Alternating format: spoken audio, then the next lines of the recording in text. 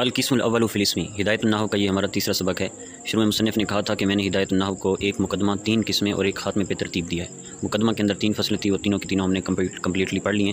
اب جو ہے تینوں قسموں کا بیان شروع ہو رہا ہے، ان میں سے سب سے پہلے قسم اول جو ہے وہ ہم سٹارٹ کرنے لگے ہیں۔ تو مصنف کہتے ہیں القسم الاول فی الاسم، کہ جو قسم اول ہے وہ اسم کے بارے میں ہے۔ وقد مرہ، اور تاکہ گزر چکی، تعریف ہو اسم کی تعریف۔ وہو ینقسم، اور یہ جو اسم ہے تقسیم ہوتا ہے الی المعرب والمبنی، معرب اور مبنی کی طرف۔ فلنذکر، پس چاہیے کہ ہم ذکر کریں احکامہ، اس کے احکام کو، اسم کے احکام کو، فی بابین، 2 بابوں میں، وخاتمۃ، اور ایک خاتمے میں۔ اسم کے احکام 2 بابوں اور ایک خاتمے میں بیان ہونے والے ہیں۔ الباب الاول، جو پہلا باب ہوگا، فی الاسم المعربی، وہ اسم معرب کے بارے میں ہوگا، اور پہلے باب میں فیہ مقدمۃ، پہلے باب میں ایک مقدمہ ہوگا، وثلاثۃ مقاصد، یعنی جو پہلا باب اسم معرب کے بارے میں ہے اس میں ایک مقدمہ ہوگا، وثلاثۃ مقاصد، 3 مقاصد ہوں گے، وخاتمۃ، اور ایک خاتمہ ہوگا۔ مقاصد اس لیے پڑھا ہے کیونکہ یہ غیر منصرف ہے، اور ثلاثۃ اس کی طرف مضاف ہے تو مقاصد ہی آنا چاہیے، لیکن غیر منصرف ہے تو اس پہ کسرہ نہیں پڑیں گے۔ اما المقدمہ، تو بہرحال جو مقدمہ ہے، ففیہ فصول، اس مقدمے میں کئی فصلیں ہیں، ٹھیک ہے۔ فصل، اب یہ پہلی فصل ہے، کہتے ہیں فصل فی تعریف الاسم المعربی، جو پہلی فصل ہے یہ اسم معرب کی تعریف کے بارے میں ہے۔ اور اسم معرب کسے کہتے ہیں؟ وہ ہوا، اسم معرب کیا ہے؟ کلو اسم، ہر اسم، رکبہ، جو مرکب ہو، مع غیرہ، اپنے غیر کے ساتھ۔ ظاہری بات ہے کوئی بھی مرکب ہوتا ہے اکیلا نہیں ہوتا، کسی اور کے ساتھ مرکب ہوتا ہے۔ جیسے زید قائم ہے، تو اب یہ جو زید ہے یہ مرکب ہے، تو مرکب اپنی ذات سے نہیں ہے بلکہ اپنے علاوہ کسی اور چیز سے مرکب ہے، یعنی قائم سے مرکب ہے۔ تو صرف زید کو مرکب نہیں کہہ سکتے، زید کے مرکب ہونے کا مطلب یہی ہے کہ زید کے ساتھ کوئی اور چیز ہے۔ یہاں بھی یہی کہنا چاہ رہے ہیں کہ ہر وہ اسم جو مرکب ہو اپنے غیر کے ساتھ، یعنی ساتھ میں کوئی اور بھی ملا ہوا ہو۔ اور آگے کہتے ہیں کہ ایک تو یہ ہے، دوسری بات یہ کہ ولا یشبہ مبنی الاصلی، اور اس کو یشبہ شابیہ یشبہ سے بھی پڑھ سکتے ہیں، اور اشبہ یشبہ سے بھی پڑھ سکتے ہیں۔ تو بلا یشبہ اور مشابہ نہ ہو، مبنی الاصلی، مبنی الاصل کے مشابہ نہ ہو، یہ ہے اس میں معرب کی تعریف۔ تو اس میں معرب کی تعریف 2 چیزوں پر مشتمل ہے۔ ایک ہے کہ اس میں معرب کے لیے ضروری ہے کہ وہ مرکب ہونا چاہیے، اور دوسری چیز ہے کہ وہ مبنی الاصل کے مشابہ نہیں ہونا چاہیے۔ یہ 2 چیزیں جمع ہوں گی تو اس کو ہم اس میں معرب کہیں گے۔ اگر ایک میں بھی کمی بیشی ہوگی تو صاحب کتاب کے نزدیک، مصنف کے نزدیک، اس کو اس میں معرب نہیں کہیں گے۔ یہی تعریف مصنف کی بھی ہے، یہی تعریف جو ہے وہ کافیہ کے جو مصنف ہیں علامہ ابن حجر، ان کے نزدیک بھی ہے۔ لیکن جمہور علماء یہ کہتے ہیں کہ معرب کے لیے مرکب ہونا ضروری نہیں ہے، معرب کے لیے مرکب ہونا ضروری نہیں ہے۔ معرب کے لیے صرف اتنا ضروری ہے کہ وہ مبنی نہیں ہونا چاہیے، مبنی الاصل نہیں ہونا چاہیے، اور مبنی الاصل کے مشابہ نہیں ہونا چاہیے۔ جو مبنی الاصل نہ ہو، مبنی الاصل کے مشابہ نہ ہو، تو پھر وہ معرب کہیں گے۔ اب چاہے مرکب ہو یا نہ ہو، اس کا کوئی اعتبار نہیں ہے۔ لیکن مصنف کے نزدیک اور علامہ ابن حاجب کے نزدیک مرکب ہونا ضروری ہے۔ تو اب مبنی الاصل کے آگے مصنف تشریح کرتے ہیں، کہتے ہیں آنی میری، میں مراد لیتا ہوں، یعنی مبنی الاصل سے میں مراد لیتا ہوں الحرف، حرف، والامر الحاضرہ، اور امر حاضر، والماضی، اور ماضی۔ حرف، امر حاضر، ماضی مبنی الاصل کہتے ہیں، تو معرب کے لیے ضروری ہے کہ وہ مبنی الاصل کے مشابہ بھی نہیں ہونا چاہیے، یعنی حرف، امر حاضر، ماضی، ان کے جو مشابہ ہیں وہ بھی نہیں ہونا چاہیے۔ اب ان کے مشابہ کیا ہیں؟ ان کے مشابہ ہم نے پڑھا ہے اسماء ضمائر، اسماء اشارات، اسماء موصولات، اسماء کنایات، اسماء اصوات، اسماء ظروف، ٹھیک ہے۔ تو یہ سارے جو میں نے گنوائے ہیں، شاید 1-2 مس ہو گئے ہوں گے، تو یہ سارے جو ہیں یہ مبنی الاصل کے مشابہ چیزیں ہیں، تو یہ بھی نہیں ہونی چاہیے۔ مثال دے رہے ہیں جیسے زیدن کس میں؟ فی قام زیدن، قام زیدن جو جملہ ہے، اس جملے میں جو زید ہے وہ زید معرب ہے، وہ زید کیا ہے؟ معرب ہے۔ کیوں؟ اس میں دونوں چیزیں پائی جا رہی ہیں کہ ایک تو قام زیدن میں جو زید پڑا ہوا ہے مرکب بھی ہے، کس کے ساتھ؟ قامہ کے ساتھ مرکب بھی، اکیلا نہیں آیا ہوا۔ اور دوسری بات یہ ہے کہ زید جو ہے نا یہ مبنی الاصل بھی نہیں ہے، حرف، امر حاضر، ماضی یہ بھی نہیں ہے، اور ان کے جو مشابہ ہیں یعنی اسماء ظروف، اسماء اشارات، اسماء کنایات، اسماء موصولات، اسماء شرط، تو یہ ان میں سے بھی نہیں ہے۔ لا زید وحدہ، نہ کہ زید وحدہ اس حال میں کہ یہ اکیلا ہو، وحدہ جہاں بھی آتا ہے ہمیشہ حال بنتا ہے، تو زید سے وحدہ حال ہے، اس لیے میں نے حال والا ترجمہ کیا۔ کہتے ہیں کہ زید جو ہے نا، زید قام زید میں، زید قام زید میں یہ تو معرب ہے، لیکن لا زید وحدہ، اکیلا زید اگر ہو، یعنی قام زید میں نہ پڑھا ہو، صرف اکیلا زید ہو، جیسے میں ولفرڈ بولتا ہوں زید عمر بکر، یا میں کتاب میں لکھتا ہوں زید بکر، تو یہ جو اکیلے اکیلے لفظ ہیں ان کو معرب نہیں کہیں گے، نہ کہ زید اکیلا، یعنی یہ اکیلا معرب نہیں ہے۔ کیوں؟ لازمی ترکیب نہ ہونے کی وجہ سے، مرکب نہ ہونے کی وجہ سے، تو معرب کے لیے یہ بھی ضروری تھا کہ مرکب بھی ہونا چاہیے۔ تو جو اکیلا زید ہوگا وہ تو مرکب نہیں ہوگا، اس لیے اکیلے زید کو معرب نہیں کہیں گے۔ کن کے نزدیک؟ مصنف کے نزدیک اور علامہ ابن حاجب کے نزدیک، جبکہ جمہور علماء، اکثر نحوی علماء یہ کہتے ہیں کہ مرکب ہونا ضروری نہیں ہے، تو ان کے نزدیک اکیلا زید بھی معرب ہوگا۔ یہ بات توجہ والی ہے اور اس کو یاد رکھنا ہے۔ اس طرح آگے کہتے ہیں ولا ہا اولائے، اور نہ ہی ہا اولائے، یعنی ایک تو اکیلا زید یہ بھی معرب نہیں ہے، اور دوسرا ولا ہا اولائے، ہا اولائے بھی معرب نہیں ہے۔ کس میں؟ فی قام ہا اولائے، قام ہا اولائے میں ہا اولائے بھی معرب نہیں ہے۔ کیوں؟ کیونکہ ہا اولائے اس کا معنی یہ ہے کہ قام ہا اولائے یہ کھڑے ہوئے، ٹھیک ہے، تو ہا اولائے جو ہے یہ معرب نہیں ہے۔ کیوں نہیں ہے؟ کہ ٹھیک ہے یہ مرکب تو ہے، معرب کی جو پہلی شرط تھی کہ مرکب ہونا چاہیے وہ تو یہ ہے، لیکن معرب کے اندر جو دوسری چیز تھی کہ مبنی الاصل کے مشابہ نہیں ہونا چاہیے، تو ہا اولائے میں یہ نہیں پائی جا رہی کہ مبنی الاصل کے مشابہ نہ ہو، ایسا نہیں ہے۔ ہا اولائے تو مبنی الاصل کے مشابہ ہے، کیونکہ یہ اسماء اشارہ میں سے ہے، یہ اسم اشارہ ہے۔ جب یہ اسم اشارہ ہے تو معرب کی تعریف کے اندر جو دوسری چیز ہے کہ مبنی الاصل کے مشابہ نہیں ہونا چاہیے وہ یہاں پہ نہیں ہے، کیونکہ ہا اولائے مبنی الاصل کے مشابہ ہے۔ اس وجہ سے ہا اولائے جو ہے یہ کیا ہوگا؟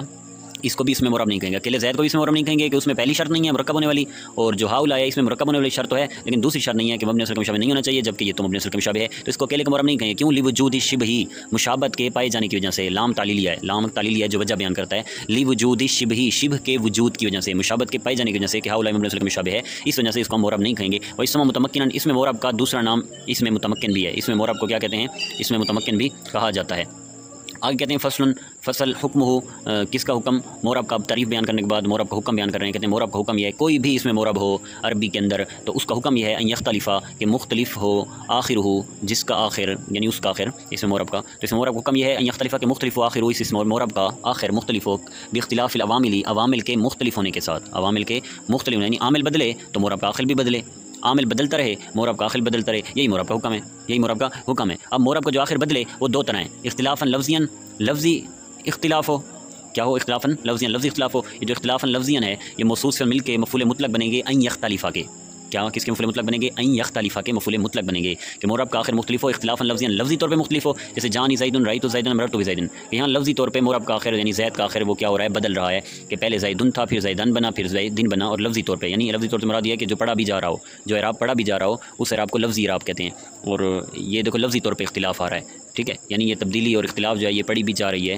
فرق بھی جو ہے وہ پڑھا جا رہا ہے اور لفظوں میں نظر آ رہا ہے۔ او تقدیرین، یا جو اختلاف ہے کیا آخر کا جو اختلاف ہے وہ تقدیری ہو، کیا ہو؟ تقدیری ہو، تقدیری سے مراد یہ ہے کہ جو اختلاف پڑھا نہ جا رہا ہو، جیسے جانی موسیٰ رہی تو موسیٰ مررت بموسیٰ، تو اب تینوں حالتوں میں موسیٰ موسیٰ پڑھ رہے ہیں، تب اختلاف جو ہے لفظ پڑھا نہیں جا رہا، یعنی جو اعراب جیسے دن دن دن زید میں پڑھا جا رہا تھا، موسیٰ تینوں میں موسیٰ موسیٰ موسیٰ، یہاں وہ اختلاف پڑھا نہیں جا رہا، اعراب پڑھا نہیں جا رہا، تو اعراب پڑھا جائے اس کو کہتے ہیں اعراب لفظی، اور اس اختلاف کو کہیں گے اختلاف لفظی، اور اعراب نہ پڑھا جائے تو اس اعراب کو کہتے ہیں اعراب تقدیری، اور اس اختلاف کو کہیں گے اختلاف تقدیری، ٹھیک ہے۔ آگے ہم چلنے لگے، آئے کہ یہ تینوں مثالیں دی، اس کے بعد خود اعراب کیا ہوتا ہے، مورب کی تعریف کی، مورب کا حکم بیان کیا بھی ہے کہ خود اعراب کیا ہوتا ہے، اعراب کی تعریف کرتے ہیں، کہتے ہیں اعراب ماں وہ ہوتا ہے، اعراب کیا ہوتا ہے؟ وہ ہوتا ہے ماں جو بھی جس کے ساتھ، جس کے سبب، جس کے ذریعے، تو یہ بات سبھی ہے، تو اعراب کیا ہے؟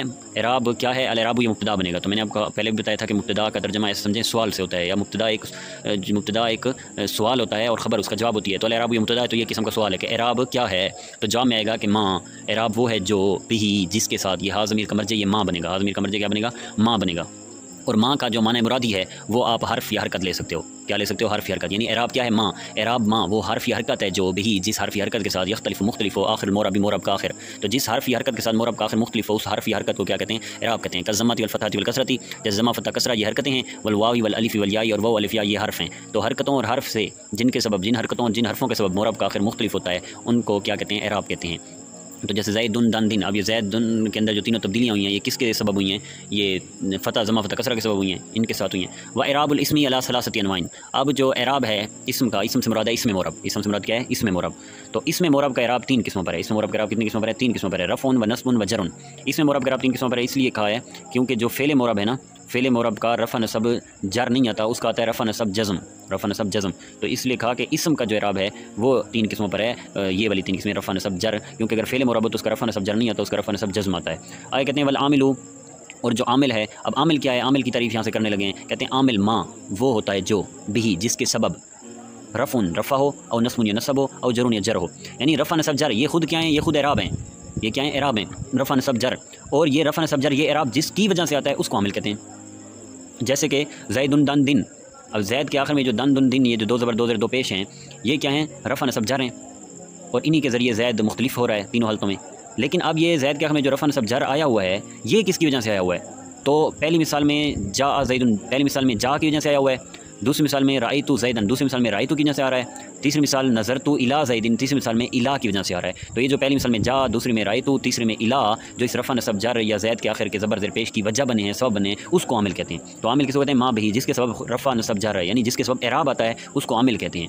ومحل الاعراب من الاسم، اور محل اعراب کیا ہوتا ہے؟ محل سے اعراب سے مراد ہے اعراب کی جگہ، جس جگہ پہ اعراب آتا ہے، کہتے ہیں محل اعراب من الاسم، اسم میں سے جو اعراب کی جگہ ہے وہ الحرف الاخیر، وہ حرف اخیر ہے، تو آخری جو حرف ہے وہ محل اعراب ہوتا ہے، یعنی اعراب کی جگہ ہوتا ہے۔ مثال الکلی، سب کی مثال سے مراد یہ ہے کہ اعراب کی مثال، عامل کی مثال اور محل اعراب کی مثال، کہتے ہیں جیسے قام زیدن، فقام عامل، پس قام عامل ہے کیونکہ اس کی وجہ سے زیدن کا رفع آیا ہوا ہے، و زیدن مورب، اور زید جو ہے یہ مورب ہے، کیوں مورب ہے؟ کیونکہ یہ مرکب بھی ہے اور مبنی اصل کا مشابہ بھی نہیں ہے. وضمت و اعراب، اور جو خود زید کے اوپر اینڈ پہ ضمہ آیا ہوا ہے، پیش آیا ہوا ہے، یہ کیا ہے؟ اعراب ہے. اور جو دال ہے زید کی ودال، اور یہ جو دال ہے محل الاعراب، یہ اعراب کا محل ہے. یہ اعراب کا کیا ہے؟ محل ہے. تو یہ تمام کی مثال دے دی اس میں، مورب کی بھی، اعراب کی بھی، عامل کی بھی، محل اعراب کی بھی.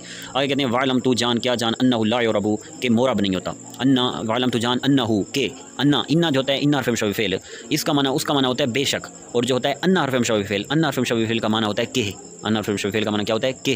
ٹھیک ہے. اور یہ جو انہ کے ساتھ یہاں پہ ہا ضمیر ہے، جب لکھی ہوتی ہے تو وہ ضمیر ہو یہی لکھی ہوتی ہے، جیسے انہ فیہ علیہ لہو، تو ہو یہی لکھی ہوتی ہے. لیکن جب ہم اس کو الگ سے بولیں گے، الگ سے اس کو ترکیب میں لانا چاہیں گے، تو اس لوٹ میں اس کو بولیں گے ہا ضمیر. تو اس لیے میں بھی یہی بولوں گا کہ انہ کی یہ جو ہا ضمیر ہے، یہ ہا ضمیر ضمیر شان ہے. یہ ہا ضمیر ضمیر شان ہے. ضمیر شان کیا ہوتی ہے؟ ضمیر شان ہوتی ہے کہ جس کا مرجع کوئی نہیں ہے، جس کا ماں قبل کوئی مرجع گزرا ہی نہیں ہوتا، اور مذکر کی ضمیر ہو تو اس کے ضمیر شان کہتے ہیں. اور یہ اکثر انا یا انا کے ساتھ ملی ہوتی ہے، اور اس کا ترجمہ جو ہے وہ شان سے کرتے ہیں. اس کا ترجمہ کسے کرتے ہیں؟ شان سے. وعلم تو جان انا کے ہو، شان یہ ہے، انہ کے شان یہ ہے، لا یعرب، مورب نہیں ہوتا. اور یہ بھی یاد رکھیں کہ جب فعل مجہول ہو تو فعل مجہول کا جو عام طور پہ ترجمہ کیا جاتا ہے وہ اسم مفعول سے کیا جاتا ہے. جیسے یستحب ہے، اس کا ترجمہ کریں گے مستحب ہے. یکرہ ہے، اس کا ترجمہ کریں گے مکروہ ہے. یسنو ہے، اس کا ترجمہ کریں گے مسنون ہے. تو یہاں بھی لا یعرب ہے تو اس کا ترجمہ کریں گے مورب نہیں ہے.